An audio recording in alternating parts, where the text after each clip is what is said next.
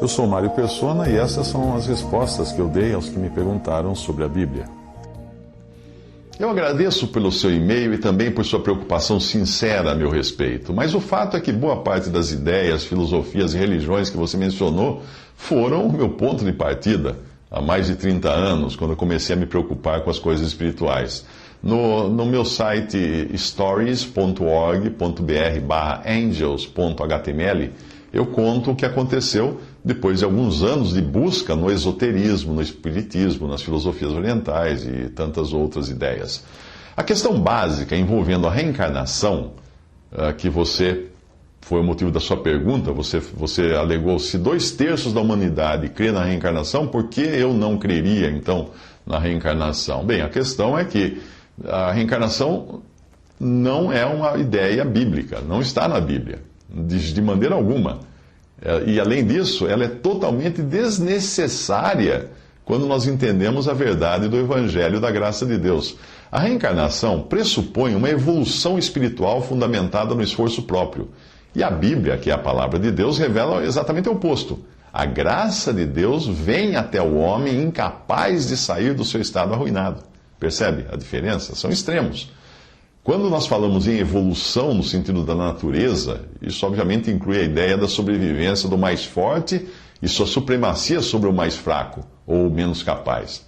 Na teoria da evolução natural de Darwin, não existe lugar para deficientes. O mais capaz come o menos capaz e garante a sobrevivência da continuidade da espécie.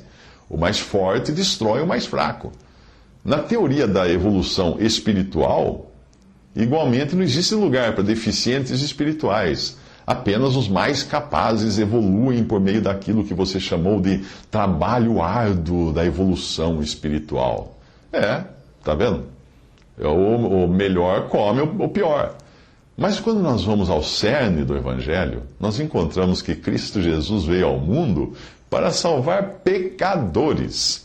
E Paulo, na sua carta aos Coríntios, continua assim: porque a palavra da cruz é loucura para os que perecem, mas para nós que somos salvos é o poder de Deus.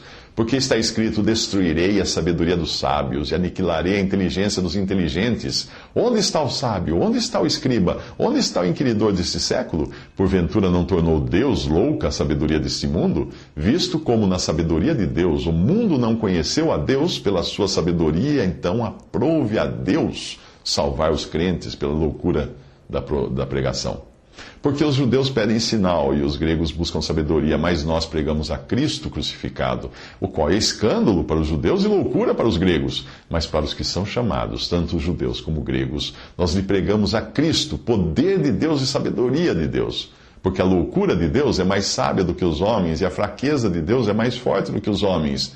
Porque vede, irmãos, a vossa vocação, que não são muitos os sábios segundo a carne, nem muitos os poderosos, nem muitos os nobres que são chamados. Mas Deus escolheu as coisas loucas do mundo para confundir as sábias. E Deus escolheu as coisas fracas deste mundo para confundir as fortes. E Deus escolheu as coisas vis deste mundo, e as desprezíveis, e as que não são, para aniquilar as que são, para que nenhuma carne se glorie perante Ele. Mas vós sois dele em Cristo Jesus, o qual para nós foi feito por Deus sabedoria, justiça, santificação e redenção, para que, como está escrito, aquele que se gloria, glorie-se no Senhor. Leia o capítulo inteiro, 1 Coríntios capítulo 1. A ideia é simples. Se eu evoluísse espiritualmente, então palmas para mim. Mas se eu for salvo por graça somente, por puro favor imerecido recebido de Deus, palmas para Deus. Se a minha salvação ou evolução espiritual está baseada nas coisas que eu faço e no meu esforço, eu acabo transformando Deus em meu devedor. Pois, se existe um referencial divino e eu cumpro os passos exigidos nesse referencial divino, aí eu posso cobrar de Deus as vantagens que eu mereço. Afinal, eu fiz a lição de casa, eu estudei, fui bem nas provas, então ele me deve a melhor nota. Essa é a posição de um reencarnacionista, ou de um espírita, ou de qualquer pessoa que confia em si mesma para ser salva. Faz de Deus um devedor. Acha que pode cobrar de Deus porque cumpriu tudo que Deus tinha demandado dela.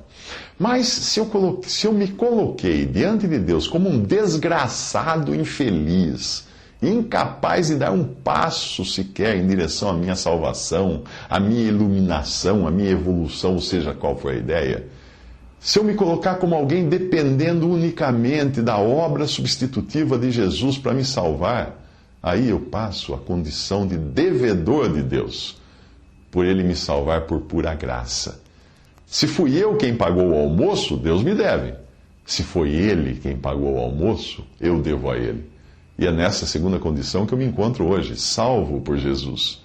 Existe um outro aspecto da reencarnação. Se Deus oferece a salvação imediata e incondicional para aquele que crê em Jesus,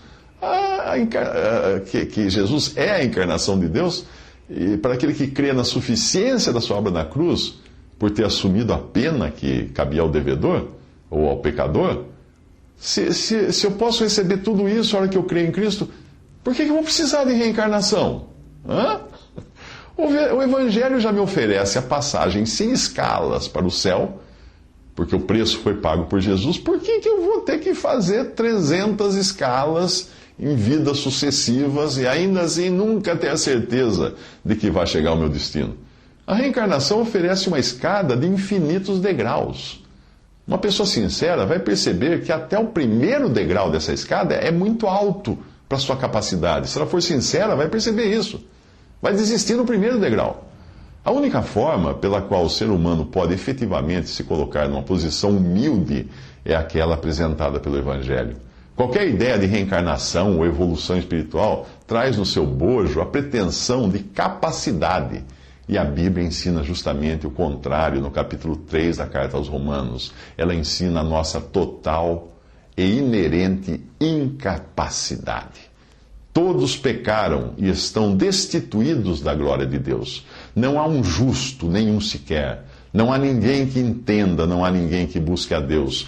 Todos se extraviaram, todos juntamente se fizeram inúteis. Não há quem faça o bem, não há nenhum só. A sua garganta é um sepulcro aberto, com as suas línguas tratam enganosamente. Peçonha de áspides está debaixo dos seus lábios, cuja boca está cheia de maldição e amargura. Os seus pés são ligeiros para derramar sangue. Nos seus caminhos há destruição e miséria, e não conheceram o caminho da paz. Não há temor de Deus diante dos seus olhos. É isso que diz em Romanos, na carta de Paulo aos Romanos. Você fala assim, não, mas eu não sou assim. Tá bom. Porque para ser salvo você vai ter que reconhecer que é assim, porque essa é a descrição que Deus dá de cada ser humano. Este é o ponto de vista de Deus a respeito do homem. Uma ruína completa, isso inclui eu e você. O título de Salvador que a Bíblia dá a Jesus não é por menos. Salvador, assim como nós temos o salva-vidas, é alguém que salva o incapaz de salvar-se a si mesmo. A menos que você compreenda que é esse o seu estado e condição, você não vai compreender a essência do Evangelho. Achar-se capaz de qualquer coisa, de evoluir, de cumprir alguma missão, de reencarnar N vezes, é não entender a distância que nós estamos do absoluto que é Deus.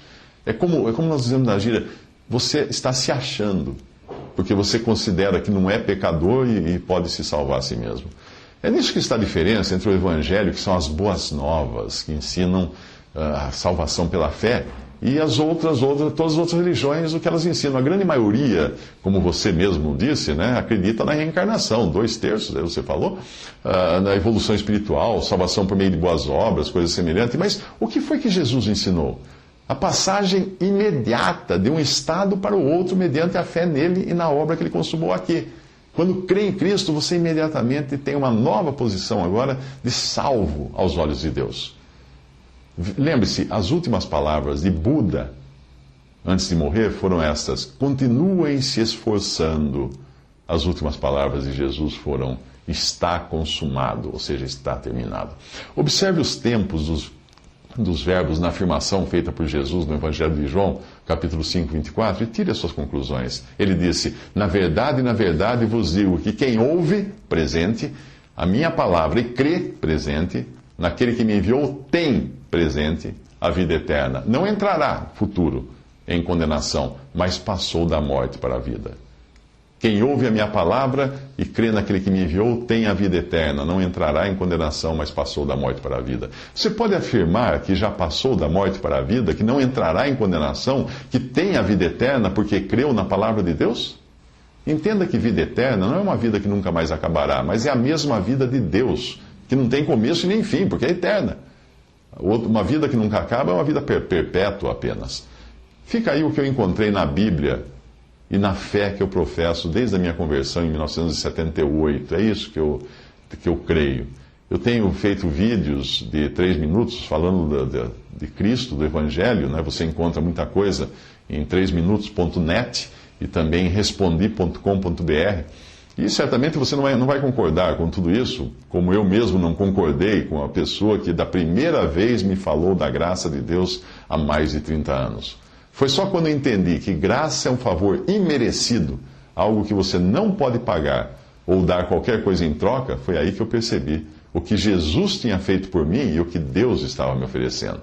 É compreensível que 2/3 da população do planeta acredite em reencarnação, como você afirmou, acredite na evolução espiritual, na salvação por meio das boas obras, do mérito pessoal. É compreensível, porque a alternativa para isso é a graça de Deus. Mas a graça de Deus é um soco no estômago do ego.